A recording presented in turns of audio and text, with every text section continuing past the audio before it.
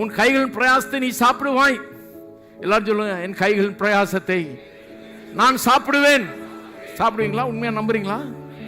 எங்கங்க சம்பாதிக்கிறேன்னு தான் பேரு, ஒன்றும் இல்லை. அதை நிறுத்துங்க.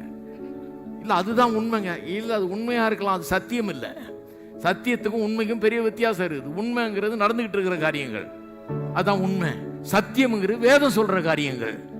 இந்த உண்மையெல்லாம் சத்தியத்தினால் மாற்றப்படும். சத்தியம் நிலையானது, அது மாறாதது. சத்தியத்தை சொல்லுங்க. சத்தியம் என்ன சொல்லுது? என் கையின் பிரயாசத்தை நான் சாப்பிடுவேன். என்ன சொல்லுங்க? என் கையின் பிரயாசத்தை நான் சாப்பிடுவேன். எல்லாம் சொல்லுங்க, நான் நல்லா சம்பாதிப்பேன், நல்லா சாப்பிடுவேன், சந்தோஷமா இருப்பேன், திருப்தி அடைவேன். இது எதுக்கு தெரியுமா எழுதி இருக்குது? கர்த்தருடைய சித்தம் இதுதான். கர்த்தருடைய சித்தத்தை வெளிப்படுத்துகிறது இந்த வசனங்கள்.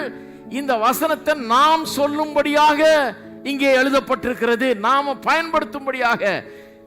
உலகத்தை வார்த்தையினாலே சிருஷ்டித்த தேவன் அவருடைய வார்த்தைகளை கொஞ்சத்தை இங்க கொடுத்திருக்கிறார் நமக்கு. இதை யூஸ் பண்ணிக்கப்பா. யூஸ் பண்ணினா இந்த வார்த்தையின்படியே ஆகும்.